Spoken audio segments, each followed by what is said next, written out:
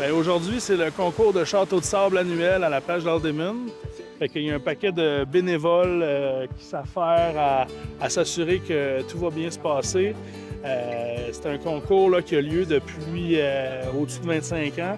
Il y a des sections qui ont été délimitées. Chaque section peut être réservée par un groupe de jeunes familles pour faire un château ou peu importe quel genre de sculpture en sable. Les mondes sont invités à participer. Il y a des prix de participation qui vont être donnés au cours de la journée. Il va y avoir de la musique. Il y a plein de bénévoles qui sont là pour accompagner les familles là-dedans. Puis c'est une journée souvent épique et festive à la plage d'Haldimand. Mais c'est parce que Jean Coutu, c'est une bannière qui se lève. Un nom spécial de ça. Je me souviens pas. Oui.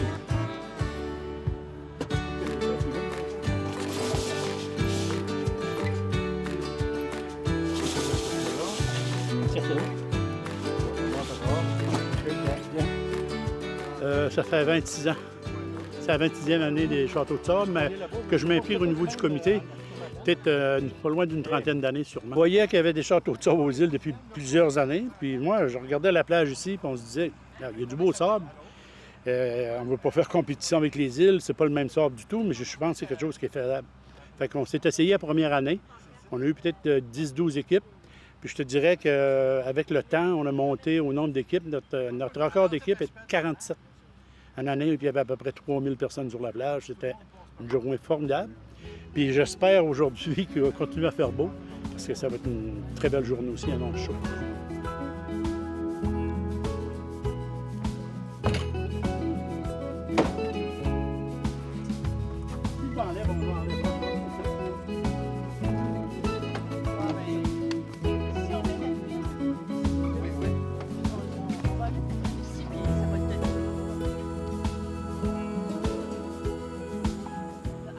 Sur le comité, on est 7 personnes. Avec 7, on travaille fort. Puis comme un matin, moi, j'étais ici à 5h30, préparer des sites, tout ça, là, ça commence à 9h. Il ne faut pas être pris de court, puis que quand les gens arrivent, on soit prêt. Bien, premièrement, on doit mesurer nos sites. C'est aux 20 pieds approximatifs de distance. Chaque équipe a à peu près 20 pieds carrés pour monter soit un château de sable ou une création libre. Donc, il fallait mesurer tous les sites, mettre les piquets, mettre les rubans pour les séparer, bien sûr. Puis là, on a une bénévole, Catherine, qui est sur le comité, qui est après mettre des numéros sur chaque piquet pour que quand les gens vont arriver, nous, sur une feuille, on a les numéros et on peut dire, bon, le 1 est parti, le 2 est parti, on sait quel qui reste encore, fait que c'est plus facile pour nous autres. On avait ça à faire. Ménage un peu. Moi, avant que le tracteur passe, il y avait des papiers. J'ai ramassé le plus possible. Installer les parasols, installer le système de son, les banderoles de nos commanditaires. Ça demande une journée complète. On va finir l'asseoir vers 5 heures de tout ramasser puis de nettoyer un peu la plage, si on doit le faire. Non? Au comité, si on n'est pas là, non. C'est sûr qu'il n'y a pas de château de sable, il n'y a pas de Saint-Jean ici. À Saint-Jean, c'est nous autres qui a fait, le comité. On s'occupe de la cabane aussi au parc Charlie O'Brien. C'est notre point de ravitaillement, ça, là. Puis l'hiver, on fait une patinoire. On est impliqués beaucoup dans le secteur de Haldimand.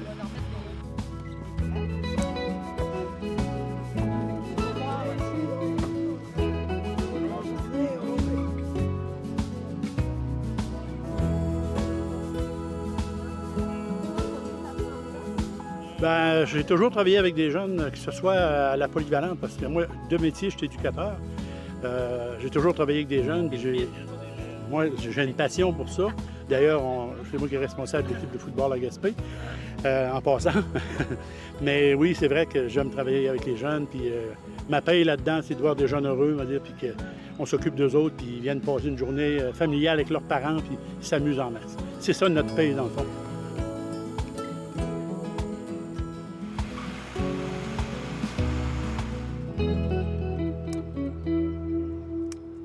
Et là, aujourd'hui, c'est la journée idéale pour les ramasser parce que c'est l'opération de grand nettoyage. Et les bénévoles qui participent aujourd'hui me disaient à quel point il y en a des masques. On sait que la COVID, on en a porté. Il y en a beaucoup qui n'ont pas été mis dans les poubelles. Donc ça, c'est un article qu'on voit beaucoup. Et là, on vous remet des sacs un noir pour les déchets et un transparent pour le recyclage. Et on vous donne des gants et ensuite vous êtes attitré à un secteur. Vous pouvez même choisir votre secteur et c'est tout simple, tout aussi simple. Bien, l'opération de grand nettoyage, ça a débuté, c'est notre 8e édition. Il y avait déjà quelque chose qui avait été fait à la ville de Gaspé il y a des années passées. Je ne me souviens pas comment ça s'appelait à ce moment-là, mais les gens ramassaient partout. À un moment donné, ça tombait à l'eau. Puis, il s'est formé un petit groupe, la Brigade verte. Il y avait dans ce temps-là Marie-Claude Christella qui était là, André Ouellet, puis Doris Thibault, qui ont été là pendant toutes les années d'ailleurs. Ils ne sont pas là cette année, mais je pense, j'en profite pour les mentionner, là, parce qu'ils étaient des bénévoles vraiment qui étaient sur le terrain avec nous autres, puis une chance qu'ils étaient là. Puis, fait que ça a commencé il y a 8 ans, tranquillement. On a commencé à s'être installé à différents endroits. On avait été, entre autres, au parc Yvette Bossé une année, le Berceau du Canada. Fait que ça a commencé tranquillement. Les gens ont commencé à venir nous appuyer. Puis depuis ce temps-là, chaque année, il y a de plus en plus de personnes qui s'impliquent. Puis il y avait un but aussi de sensibilisation auprès des gens pour garder notre ville propre. Fait qu'on avait commencé ça, moi et Aline Perry, à ce moment-là. Il y a d'autres conseillers qui sont joints à nous. Puis c'est comme ça que ça a débuté. Bien, comment ça fonctionne? C'est que dans chaque quartier, on prépare ça d'avance, là, tout le temps. Fait qu'on s'installe un poste d'accueil, comme on peut voir ici. Puis il y a de la publicité qui se fait aussi les jours précédents pour inviter les gens. Fait que là, les gens se présentent, on prend leur nom parce qu'il y a toujours des prix de présence pour encourager les gens, des gens. Là. Mais cette année, on a près de 3 000 de prix de présence. C'est intéressant pour les familles. Fait que les gens viennent, ils se présentent, on leur fournit les sacs. Le recyclage et les sacs à déchets, c'est important, on essaie de trier. Ça fait partie aussi de la sensibilisation. Et fait qu'on inscrit leur nom, puis fait que les gens viennent, ils font 1 heure, 2 heures, c'est à leur choix. Ils choisissent des secteurs où on leur... si ils ne savent pas où aller, on va leur suggérer des secteurs particuliers. Fait que c'est comme ça que ça se passe. Les gens vont, ils recueillent les déchets, et souvent ils viennent nous voir, ils nous reviennent pour nous voir, puis nous dire, on va ramasser à tel secteur. On leur demande aussi de prendre des photos, les mettre sur leur page Facebook. Fait que ça devient un événement là, festif un peu en même temps. Là. Puis c'est un bon rôle à jouer aussi pour la ville, ça garde la ville propre. Puis... Oui, la communauté est au rendez-vous. Chaque année, c'est ça. Il y a les habitués qui viennent, on les voit d'année en année. Puis il y a des gens qui commencent à se greffer, des petites familles qui se greffent, puis dans tous les quartiers. Puis fait que ça devient vraiment un événement que les gens attendent, je pense, de plus en plus. Puis je pense que ça va, les années qui s'en viennent, ça va être encore mieux. Là.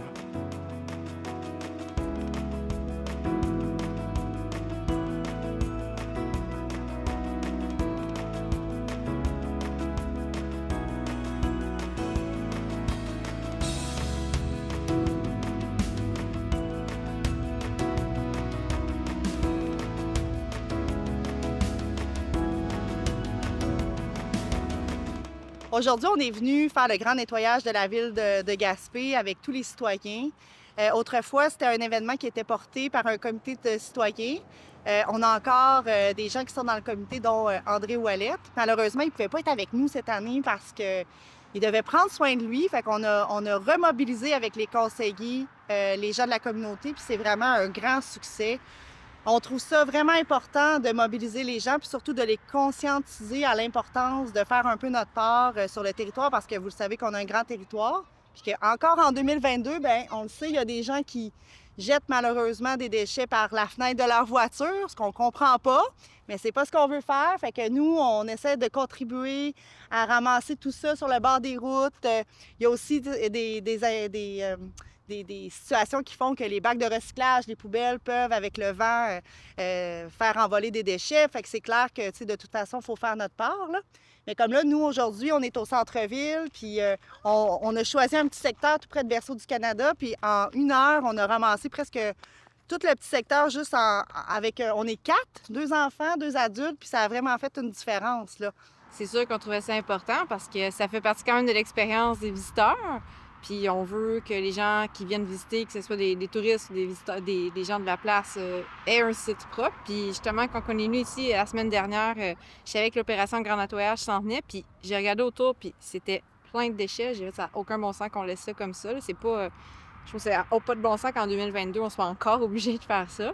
Mais le fait de se regrouper comme ça, d'emmener les enfants, partager ces belles valeurs-là, justement, de l'importance de prendre soin de la planète, puis ça va juste être bénéfique pour tout le monde. Fait qu'on a mis nos mains à la pâte aujourd'hui entre amis, puis on est venu faire ça sur notre journée de congé, puis ça nous fait plaisir de le faire, mais on espère qu'on n'aura pas à faire ça longtemps, parce que ça n'a pas d'allure. On a vraiment ramassé un tas de déchets, là, des masques, des des verres, des couvercles de verre. Moi, c'est ce que j'ai le plus ramassé, là. C'est épouvantable. Puis, tu sais, il faut dire que la Ville de Gaspé a une équipe au niveau des travaux publics qui collabore énormément à embellir sa ville.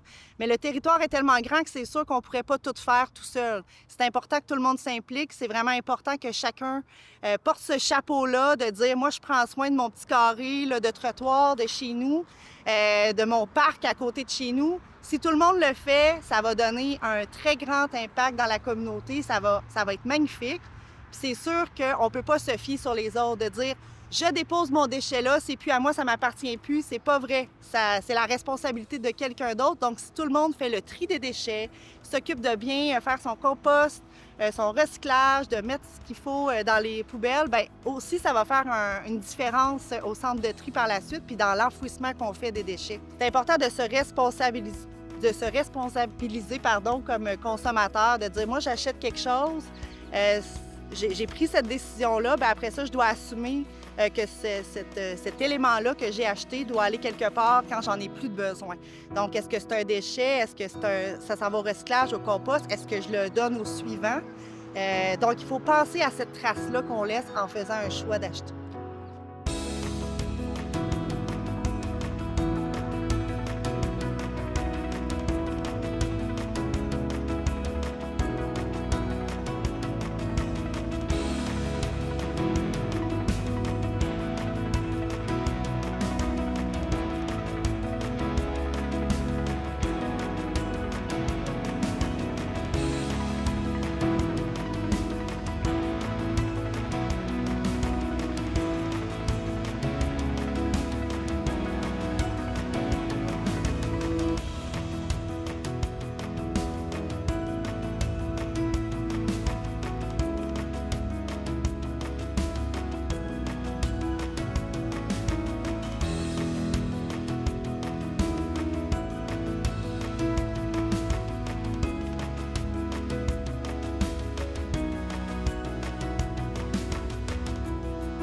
Les bons gagnants, j'espère que vous vous êtes amusés toute la journée. On vous lance un défi de revenir l'année prochaine. Tout le monde. Merci encore. S'il reste des parasol... Pas toujours facile de recruter des bénévoles. Ça, c'est sûr. Faut que tu aimes ça, premièrement. Il faut que tu aimes travailler en équipe et ainsi de suite. Puis le bénévolat, là, ça n'a pas de salaire. Ça. C'est vraiment, là, ça vient du cœur. Puis moi, je me dis toujours, quand ça ne te tente plus, ben tu donnes ta place. Fait que, normalement, je pense que les gens s'en rendent compte un peu, mais peut-être qu'il faudrait qu'il y ait une façon, on va dire, de faire vraiment une rencontre bénévole, sans remettre de prix rien, mais faire une soirée bénévole où que les gens peuvent prendre une petite bouffe, et prendre un verre de vin et jaser avec nos échevins et ainsi de suite. Ce serait une superbe bonne idée. Bien, le bénévolat, écoute, c'est le cœur même de ce genre d'activité-là. Il y a des gens qui s'impliquent là-dedans depuis plusieurs dizaines d'années. S'il n'y avait pas de bénévolat, il n'y aurait pas d'événements comme ça. Puis c'est comme ça pour la plupart des événements qui se passent, je pense, dans la ville ici puis au Québec en général. Ces événements-là sont basés sur la masse bénévole qui est prête à mettre un peu de cœur là-dedans pour que les choses se passent et créer un peu de magie dans la communauté.